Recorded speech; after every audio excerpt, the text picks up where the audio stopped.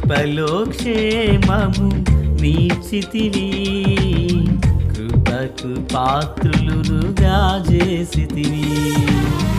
కృపలో క్షేమము నీచితివి, కృపకు పాత్రులుగా చేసితివి.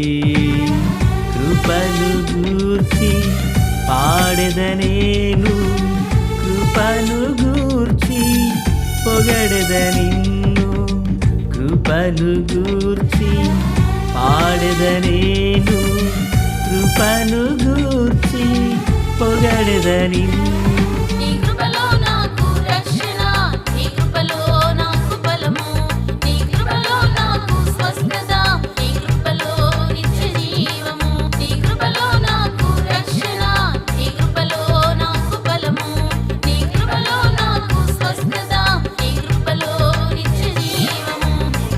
కృపలో క్షేమము నీచితివి, కృపకు పాత్రులుగా చేసితివి.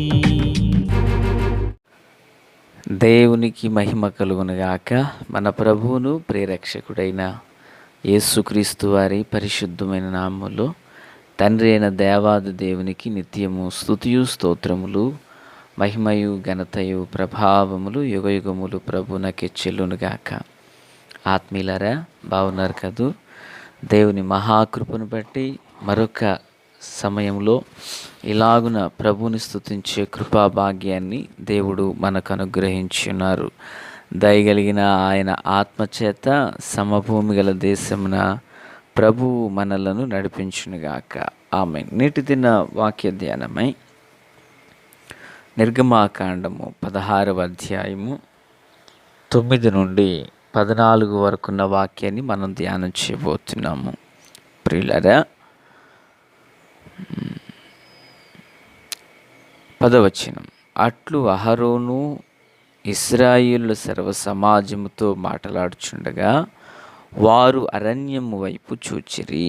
అప్పుడు యెహోవా మహిమ ఆ మేఘములో వారికి కనబడెను. ప్రార్థన. మహాపరిశుద్ధుడా, ప్రేమగల తండ్రి, కృపగల దేవా, స్తోత్రం. చదవబడిన వాక్య భాగం మీది. వినుచున్న వారందరూ మీ వారు.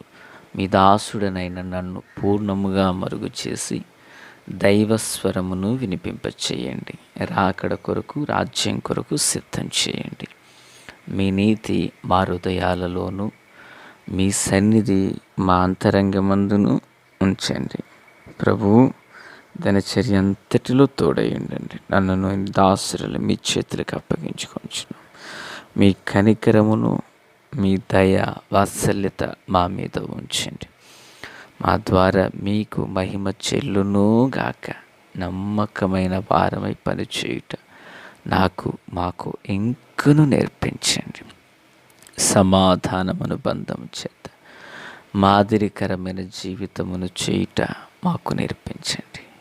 మీకు మహిమ చెల్లునుగాక. యేసునామమున ఆమేన్. ప్రియులారా, బాగున్నారు కదూ? ఈ వాక్య భాగంలో దేవాది దేవుడు తన మహిమను ఇశ్రాయేలుకు కనపరిచారని చూస్తున్నాం. దేవుడు తన మహిమను ఇశ్రాయేలుకు కనపరిచారు. ఎందుకు కనపరచవలసి వచ్చింది? దేవుడు తన మహిమను మరొకసారి ఎందుకు వెల్లడి చేశారు అని చూస్తే, గడిచిన అధ్యాయం, ఈ అధ్యాయం మనం చూస్తున్నాం కదా, మోషే మీద వాళ్ళు తిరుగుబాటు చేశారు.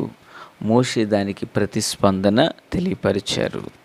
ఇలాగున మోషే ప్రతిస్పందన తెలియపరిచి మేమే పాటివారమని మాట్లాడిన తర్వాత మోషేతో దేవుడు అంటున్నాడు, నా సన్నిధికి సమీపించండి అని చెప్పారు. అప్పుడు మోషే అన్నాడు, అయ్యా మీ సనుగులన్నీ దేవుడు విన్నాడంట, దేవుని సన్నిధానానికి రమ్మంటున్నారు అని చెప్పగా, దేవుడు సర్వసమాజంతో మాట్లాడడానికి ఇష్టపడిన వాళ్ళు మహిమను చూడని వారుగా, లేక ఆయన గంభీర స్వరాన్ని వినని వారుగానే వారు ఉండేవారు. అప్పుడు పిల్లరా, మరి అహరోను ఇశ్రాయేలుతో సర్వసమాజంతో మాట్లాడుచుండగా, జస్ట్ అయ్యా మీరు ఎందుకు ఇలాగ తొందరపడుతున్నారు, దేవుడు శక్తి కలిగిన దేవుడు కదా, మీరు మమ్మల్ని కాదు అనేది ఆయన్నే మీరు అంటున్నారంటూ మాట్లాడినప్పుడు వారిలాగా మాట్లాడుతుండగానే దేవుని మహిమ భీకరంగా అరణ్యం వైపు బలంగా దిగొచ్చింది. పులరా దేవుని మహిమ ఎప్పుడైతే దిగొచ్చిందో ఆ మహిమలో దేవుడు మాట్లాడుతున్నాడు. 11వ వచనం చూడండి. అప్పుడు యెహోవా మోషేతో ఇట్లా నేను ఇశ్రాయేల్ సణుగులను వింటిని అన్నారు. అంటే పులరా మోషే ఎప్పుడైతే అయ్యా మాదంటూ ఏదీ లేదు, మీదే, మేమే పాటివారు, దేవుడు శక్తిమంతుడు అంటూ వీరెప్పుడైతే తమ మీద గాక దేవుని చేతులకు వారు తామును అప్పగించుకోవడం మొదలుపెట్టారో దేవుడు తన కార్యం చేయడం మొదలుపెట్టాడు. వాళ్ళ సనుగులను విని దేవుడు అంటున్నాడు, మహిమలో దిగొచ్చి నువ్వు సాయంకాలమున మీరు మాంసము తిందురు, ఉదయమున ఆహారం చేత తృప్తి పొందురు, అప్పుడు మీ దేవుడైన యెహోవా నేనని మీరు తెలుసుకొందురు అని ప్రభు అంటున్నారు 12వ వచనంలో. అంటే వారి దేవుడు తన మహిమతో వారికి ప్రత్యక్షమయ్యారంటే చూడండి, ఫిలిప్పీలకు రాసిన పత్రిక 4:13 వచనంలో ఒక మాట ఉంటుంది ప్రియులారా. కాగా క్రీస్తు యేసునందైన కృప మహైదైశ్వర్యములో మీ ప్రతి అవసరమును ఆయన తీర్చును అనుందండి. ప్రతి అవసరాన్ని ప్రభు తీరుస్తాడంట.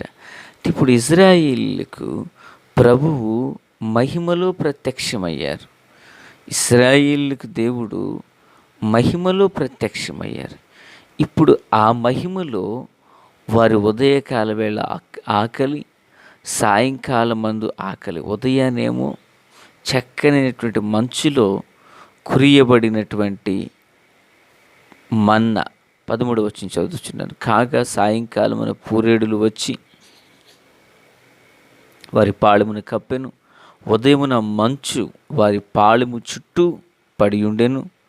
పడిన ఆ మంచు ఇరిగిపోయిన తరువాత నూగు మంచు వలె సన్నని కణములు అరణ్యపు భూమి మీద కనబడెను అంటున్నారు. అంటే చక్కనైనటువంటి ఆ మంచులో సన్ననటువంటి కణములు భూమి మీద వారికి దొరికాయి. అది మన్నా. దేవునికి స్తోత్రం. అంటే ప్రతి ఉదయమున మన్నా, ప్రతి సాయంకాల వేళ పూరేడులు. ప్రియులారా, ఒకరా ఇద్దరా వీరు? ప్రియులారా, 20 లక్షల మంది పైబడిన జనాంగం అరణ్యంలో. వీరికి ఎంతటి ఆహారం ఒక్కరోజు కాదు ప్రియులారా, ఒక వారం, నెల, సంవత్సరం కాదు, దగ్గరగా 40 సంవత్సరాల కాలం వారికి లాగున మన్నా పూరేడులను దేవుడు అందించారు ఆకాశం నుండి. దేవునికి స్తోత్రం. చూడండి, మహిమ ఎప్పుడైతే వెల్లడిపరచబడిందో ఆ మహిమలో వారి అవసరాలనేవి తీర్చబడ్డాయి. ఈ మాటలు వింటున్న ఆత్మీయులారా, ఈరోజు ఒక సేవకునిగా నేను, దేవుని బిడ్డలుగా మీరు మన జీవితంలో కూడా మన అవసరములు, మన అక్రతలు తీర్చబడాలంటే, కొరతల నుండి విడిపించబడాలంటే, లేమిలో నుండి మనము సర్వ సమృద్ధిని పొందాలంటే దేవుని మహిమ వెల్లడిపరచబడాలి. దేవుని షకీనా విడుదల చేయబడాలి. దేవుని యొక్క మహిమగల సాంద్ర మేఘం మనల్ని కమ్ముకోవాలి. ఆమేన్. అందుకే భక్తుడు అంటాడు, కాగా క్రీస్తు యేసునందైన కృప మహదైశ్వర్యములో మీ ప్రతి అవసరత తీర్చును. మహిమ వెల్లడిపరచబడాలి. ఏదైనా వనమంతా కూడా మహిమయే ఉండేది కదా పిల్లరా. వారు అవిధేయులు కాకమునుపు ఏదైనా వనమంతా మహిమయే ఉన్నది. ఆ మహిమాయుక్తమైనటువంటి విధానపు జీవితమే వారిని లేమి అనేది దగ్గరికి రానివ్వకుండా ఎరగని వారిగా చేసింది. ఎప్పుడైతే వారు అవిధేయులయ్యారో వారి మీద ఉన్న మహిమ పోయింది, చెమట వారికి పట్టింది, ఆకలి అనేది వాళ్ళకి తెలుస్తుంది పిల్లరా. ఆత్మీయులారా, కనుక జీవము కలిగిన దేవుని పిల్లలుగా రక్షించబడి మందిరానికి వెళుచున్న మనం, వాక్యాన్ని వినుచున్న మనం ప్రతి దినం ఆయన మహిమ చేత నింపబడాలి. ఆయన మహిమ ఎప్పుడు దిగొస్తుంది? ఆయన సన్నిధి మనల్ని ఎప్పుడు కమ్ముకుంటుంది? చూడండి, దేవుని వాక్యంలో నుంచి పిల్లరా, ఇప్పుడు మనము 9వ వచనం నుంచి మనం ధ్యానిస్తున్నాం కదా. 10వ వచనంలోకి వచ్చేసరికి పిల్లరా, ఇజ్రాయేలీల విషయంలో ఈ మోషే అహరోనులు మేమే పాటివారమయ్యా, మేము అల్పులము, మీరు మమ్మల్ని కాదు ద్వేషించేది, మీరు దేవుని ఇలా అంటున్నారంటూ వారు తమ్మును తాము తగ్గించుకుని దేవుని చేతులకు వారు అప్పగించుకున్నారు. మేమే పాటివారం, మీ సనుగుట యెహోవా మీదనే కానీ మా మీద కాదంటూ వీళ్ళు మాట్లాడారు. ఇప్పుడు 11 వచ్చులు ప్రభువారు ఏమంటున్నారు? ఇప్పుడు యెహోవా మోషేతో ఇట్లా, నేను ఇశ్రాయేలీయుల సనుగులను నేను వింటిని అన్నారు ప్రభు. అంటే వాళ్ళు ఎప్పుడైతే ప్రభు చేతులకు తమను తాము అప్పగించుకున్నారో ప్రభువు తన కార్యం జరిగించడానికి ఇష్టపడ్డారు. దేవునికి మహిమ కలుగునుగాక. ప్రభు తన కార్యం చేయడానికి ఇష్టపడ్డారు. ఈరోజు దేవుని మాటలు పెంచిన మన జీవితంలో కూడా నీవు ప్రభు హస్తాలకు అప్పగించుకోవాలి. ప్రభువులో దాచిపడి ఉండాలి. ప్రభుపై ఆధారపడాలి. మనం మరుగు చేయబడాలి, ప్రభువు ప్రత్యక్షం అవ్వాలి. ఇలాగున జరిగినప్పుడు దేవుని యొక్క మహిమ వెల్లడి అవుతుంది, దేవుని యొక్క ప్రభావం వెల్లడవుతుంది. దేవునికి స్తోత్రం. దేవుని యొక్క షకీనా సాంద్ర మహిమ మేఘం ఇజ్రాయేల్ కమ్ముకొనగా ఆ మహిమలో వారి అవసరాలు తెచ్చిపడ్డాయి. వాక్యం సెలవిస్తుంది, మిమ్మల్ని మీరు తగ్గించుకొని ఆయన బలిష్టమైన చేతి క్రింద దీన మనస్కులై ఉండడి అని. ప్రియులారా, మనం అలాగున దేవుని చేతిలో దాచబడితే, మనం మరుగు చేయబడితే దేవుడు ప్రత్యక్షమవుతారు. దేవుడు ప్రత్యక్షమైతే ఆయన మహిమలో మన అవసరాలన్నీ తెచ్చిపడతాయి. ప్రార్థన. తండ్రి దేవా స్తోత్రాలు, వాక్యం చేత మాతో మాట్లాడారు. మమ్మను బలపరచండి. ప్రతి క్షణం మేము మీ చేతి నీడలో దాచబడి మీరు మహిమ పొందునట్లుగా మమ్మను మేము మీ చేతి నీడలో దాచబడే భాగ్యం ఇవ్వండి. ఈ వాక్యం వినుచున్న వారందరినీ దీవించండి. కృప కలుగును గాక.